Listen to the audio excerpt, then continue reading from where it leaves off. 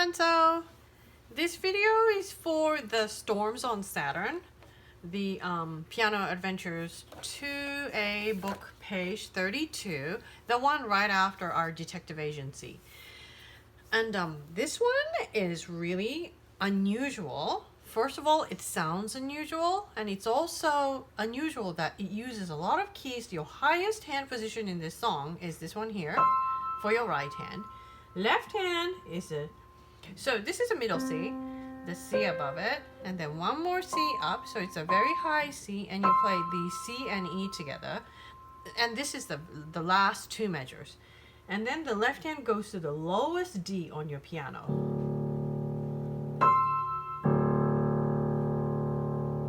It's a very unusual sound, but it's really nice that you have an actual full real piano. If you played this on, like, let's say if you had it like a 5-octave keyboard, you can't play this, at least not very well. And if you don't have like a nice, like an acoustic piano, I don't think the bass sound really, carries very well. So that's in the second half. So I'll break it down into the first half of the song and the second half of the song. The first half is it's kind of repetitive. You only use certain keys, and you see at the top of your page here, this one right here, the whole step hand position. So you are playing left hand the 3 black keys, and then the thumb. So left hand plays 1, 2, 3, 4, right? 1 is on the middle C, 2, 3, 4 are on the black keys. And then the right hand thumb goes on the D, and then the finger number 2 is on the E, and then the finger number 3 and 4 are on the F sharp and the G sharp. So let's find that. Left hand thumb goes on the middle C, and then 2, 3, 4. 2, 3, 4 go on the 3 black keys. Right hand thumb at the D, E, the white key, and then F sharp and G sharp. I will play all 8 notes from the bottom.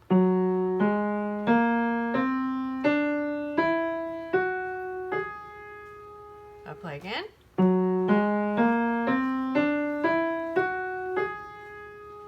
So those are the 8 notes that you're playing. 4 for the left hand, 4 for the right hand. You don't have the pinky. Remember in the Kitsch Itty Kippy that you played the chromatic scale. The chromatic scale is when you're playing every single note, right? Now this one is called a whole step scale. So you're skipping each note,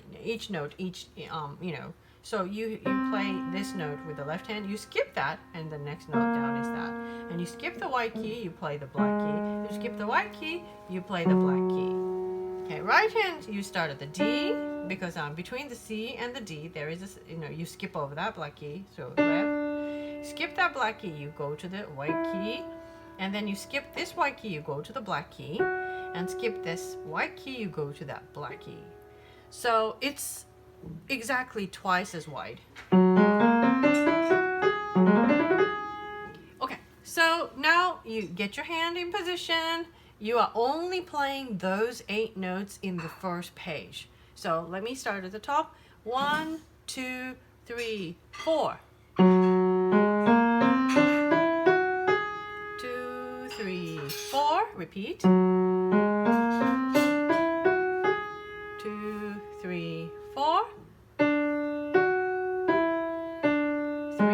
1, 2, 3, 4. 3, 2, 1. 1, 2, 3, 4. So that's the first half. There are 3 times when you at line 1, 2, and 4, you have the scale going up, the whole tone scale. Okay, so we play that 3 times, and then at line 3, you have something unusual. Right hand is doing 1, 3, 2, 1, 3, 1, 2, 3. Okay, so that's the first half. Now the second half, your hand position changes. You're at measure 9. The right hand is going to the C and E. Remember the space notes, the F, A, C, E? skipping on skipping on white, the space notes F, A, C, E. The two upper space notes are the C and E. And then the left hand is playing the actually it's this one. Oh yes, that's right, I nearly forgot. So the left hand plays the lowest C on the piano. That's actually the lowest note. The very last one is the lowest D.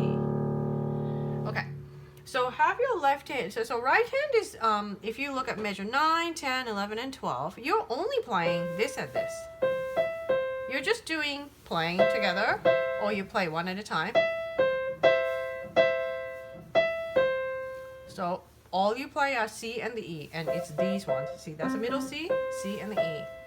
And then the left hand changes quite a bit. Left hand, first one, it actually tells you. Left hand plays the lowest C on the piano, this one. And then it says prepare left hand, and then next note is a that is the G. That's a G flat. It's the low G. See, middle C, G, and G. The lower G, and there's a flat there. Okay? So I will play measure 9, 10, 11, and 12. 1, 2, ready, go. 1, 2, 1, 2, 1, 2, 1, 2, 1, and G here. Okay, so that's measure 9, 10, 11, and 12. That's the unusual part. And then after at measure 13 is the same thing as the, it's exactly the same as the first two measures. And 2, 3, 4. And then measure 15 is the same as measure 5. And left hand here, same hand position, you play 1 and 3 together. And then right hand, it is the space note CE, but you have to go up an octave because there's an 8 VA ottava, bracket above it. So left hand plays 1, 2, 1, 2, and go to the lowest D. Okay, so I will play the second page from measure 9. Okay, so have your hand at C and E, and left hand is going to be all the way down at the lowest C. You have to have your hand position ready at measure 9. 1, 2, ready, go. 1, 2, 1, 2, left hand. And left hand moves up here. 2. And back to the original position. 2, 3, 4.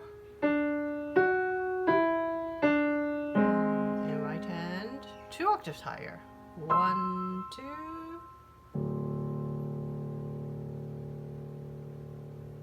And then fermata, so you hold it a long time. Okay, I will play the measure 15 one more time. So right hand is here. Right hand has the thumb at the D. The left hand has the thumb at the C. Up an octave and one more octave up high. 1, 2, and all the way down.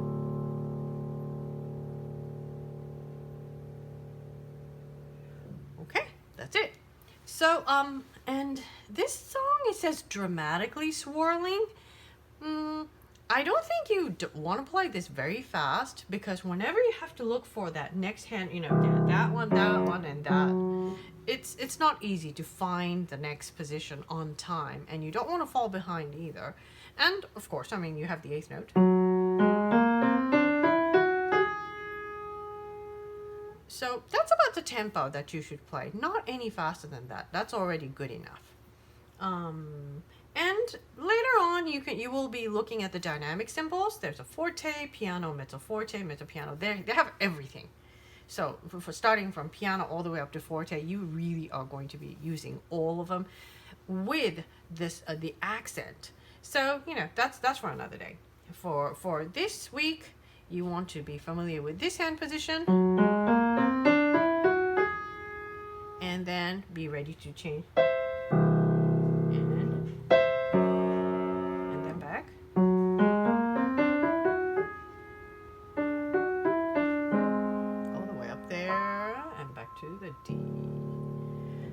So there's a lot of hand position change. So that's going to be your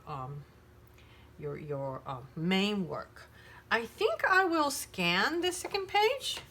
Yes, I will scan the second page, and I will, write down what notes they are in it for you so that you can copy it into your music. Maybe. I have a feeling you might be able to read the CE. I'm just, it's just good to be able to, look through your music quickly before you play so that you have a good idea where your hand is supposed to be. So, if it helps to, alert you to that part and then to that part, it'll help you play more smoothly. Okay, all right, so I guess that's it for this video, and good luck with this and our detective agency. Bye.